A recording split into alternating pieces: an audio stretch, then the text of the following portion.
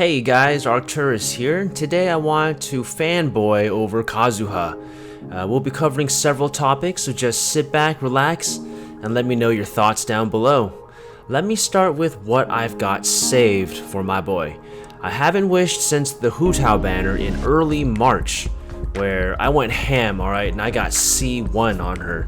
Thankfully I rolled her twice in a row, and since then I've been deleting all content in the game with the C6 King Cho that I got from her banner as well. Now, 4 missed banners later, along with my Welcome Moon and the occasional Battle Pass, which, by the way, gives the same wish per dollar spent ratio than a first time primo purchase, and you get a bunch of goodies. Check out my video for full details on that. Anyhow, now I've got 185 wishes. Now, after I miss Klee's banner as well, I should be near 230. I will be unloading on Kazuha. Now, not sure which constellation I'm going to be stopping at. It depends on how lucky we get. By the way, subscribe to make sure you don't miss that. Who doesn't like to watch a trained lab mouse pull a lever for the chance at a food kibble? Also, I would seriously appreciate it. But let me know down below how many wishes you have to spend on Kazuha, or how much you want to spend on him, or what constellation you're going to stop as well. I would love to know. Here, have a video of my cat playing with a piece of lettuce. Now, when I first heard about a 5-star animo character with the feature passive talent of boosting elemental damage, I thought to myself, we got another Venti or Sucrose here, skip. Well, I was wrong about dismissing him so fast anyways. Beyond the small, nuanced differences, Kazuha is nothing to gawk at from a novel standpoint. More damage? Alright, great.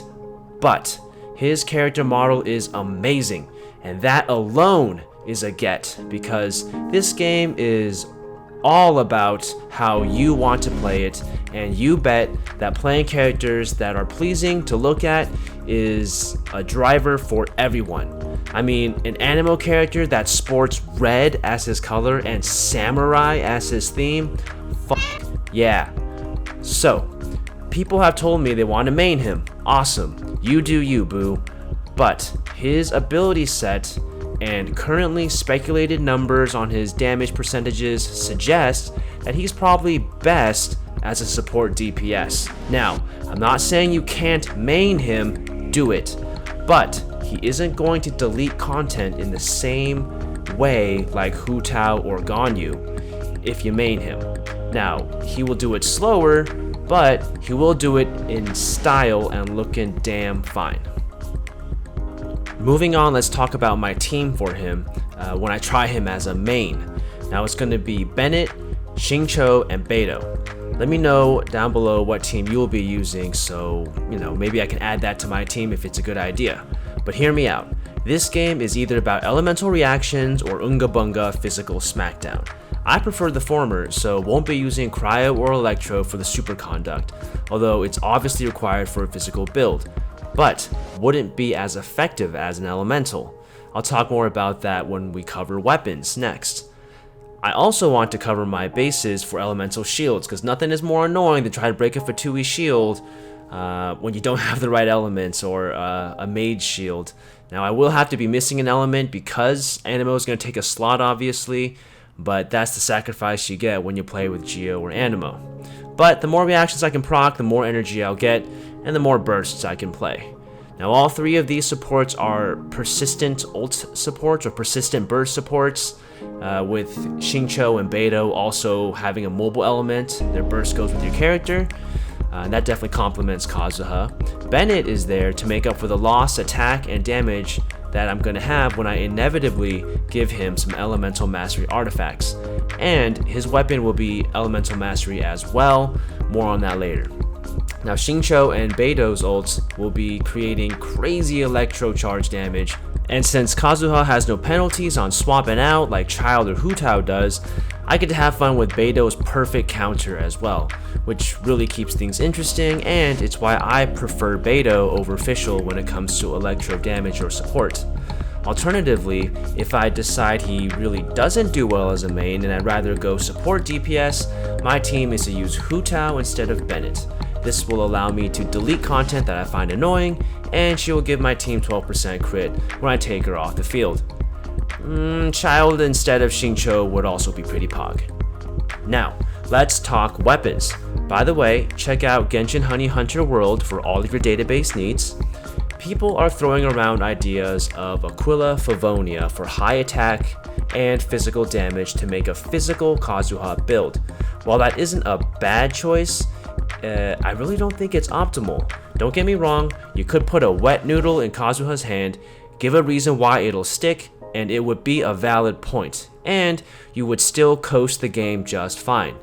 But here's why it wouldn't be as good as an Anemo Elemental Mastery build.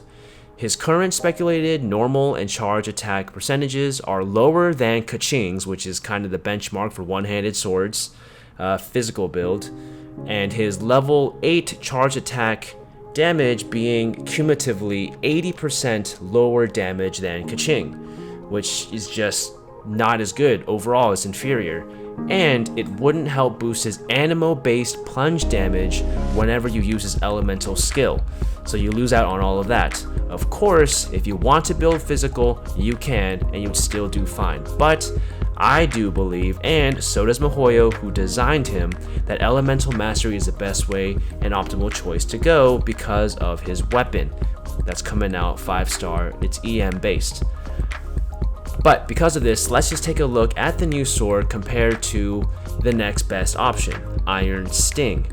Sorry, Ali Flash, you don't make the cut because your damage increase is the same as Iron Sting on every level, except you get disabled for 5 seconds when you take damage, and you're a limited gacha item, and Iron Sting is free. So let's take a look at this little chart that I made to compare them. We have the Freedom Sword on the left, Murica, and Iron Sting on the right. In the green and red, I have the differences of the Freedom Sword over Iron Sting. So you can see that at max level 90, you get 98 extra attack, which, you know, it's 98, I guess. Elemental Mastery is better by 33, which, just so you know, with Kazuha's passive, that is 1.32% extra elemental damage. Additionally, the passive effect that's constantly in effect for the Freedom Sword is 10% bonus damage, straight out for everything.